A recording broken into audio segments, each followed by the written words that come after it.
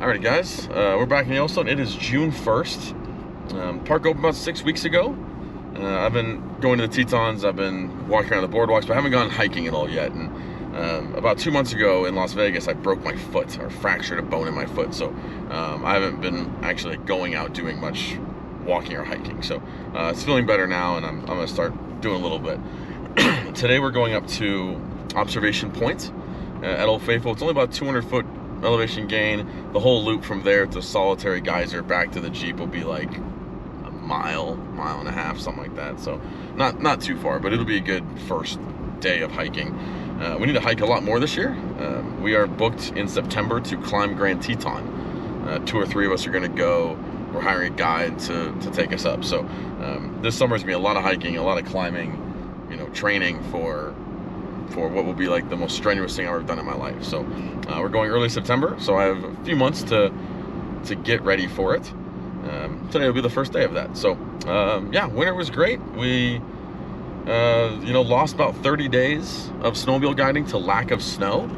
So we'd be riding in the park, afternoon would be above 40 degrees, the road would all melt. You could see the yellow line as you were driving. So the park shut us down. I think it was like 29 days total. I did a few snow coach days. That was still fun.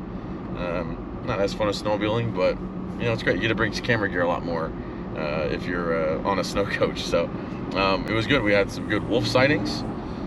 One wolf walked right by my snowmobile group on the road, and then the wolves killed a bison. Or a bison drowned in the fire hole after a standoff with the wolves for like 12 hours. And the next day, I was able to get some photographs of this bison carcass in the river and a wolf walking out to it. So I'll put some of that up for a minute here. But yeah, we're heading up to Old Faithful. Yeah, it's a nice busy Saturday. It's the Saturday after, what was it, Labor Day? Memorial Day. So yeah, the traffic coming in, the line was pretty bad, but making do. All right, we're heading in.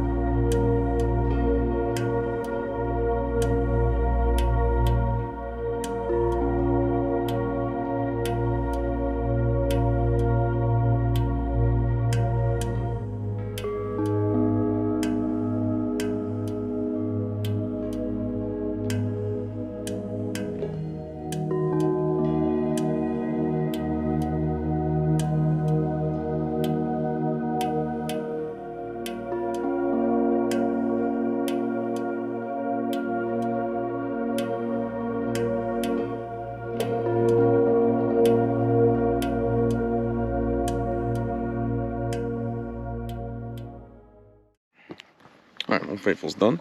God, nice. It's a nice view up here. I don't really come up here that much. This might be my 4th or 5th time. It's always a scramble. I'm always like, oh, it's 30 minutes till the window opens, and I race up here. But not bad. There might have been 10 or 12 people up here with me. It was nice. I'm gonna head down towards Solitary Geyser, and we'll go look at that. That erupts. I can't remember. It's quick. It's like every 10 minutes. So we'll do that, and then we'll walk the rest of Geyser Hill. Keep our fingers crossed. Pray that lion or beehive goes off, and back to the car. Yeah. Let's keep going.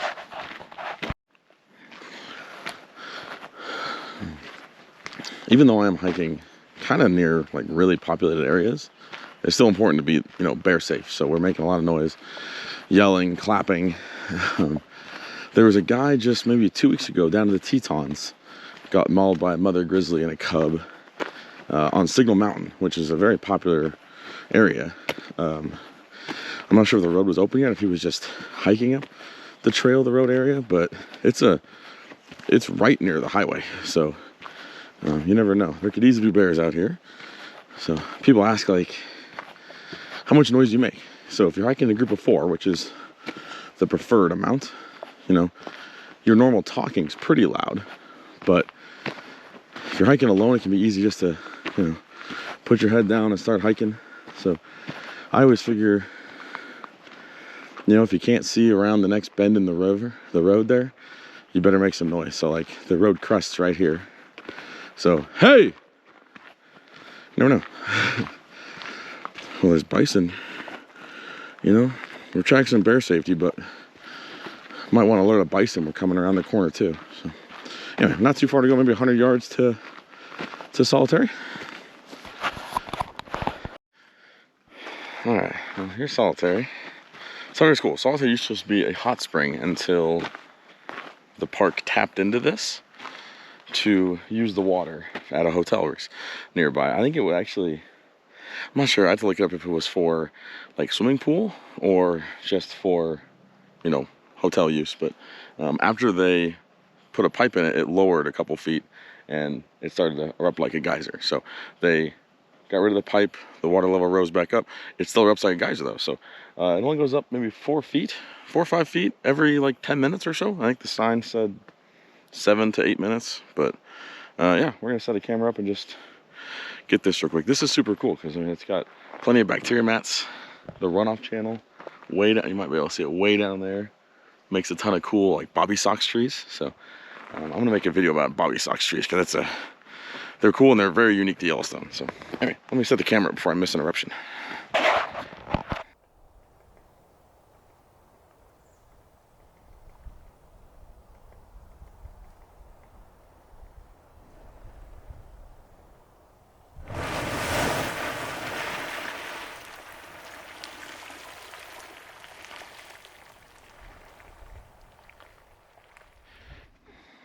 Yeah, pretty cool, right? One big like little bloop.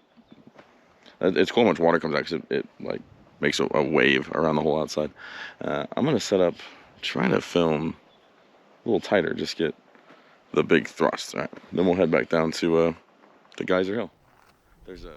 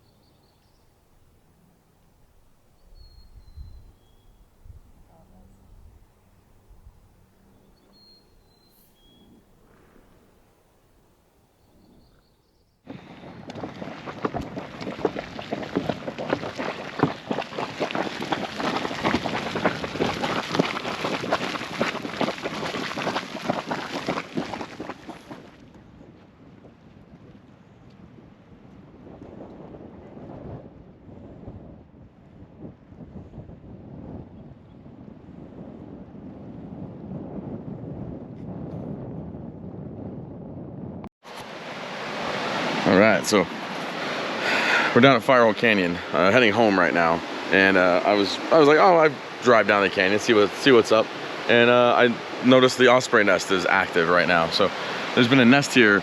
I don't know how long it's been here. I've noticed it at least 6 years ago when I was guiding snow coach tours. I've never really looked for it in the summertime, so had my eyes peeled and I saw an osprey land in it. So I set the camera up. I got my 600 and a 6700.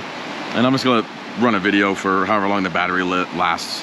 I didn't really charge all the batteries last night. I decided to come in kind of unprompted today. So my GoPro battery's dying. I only have maybe 20% left on this thing. So we'll let it run till it dies.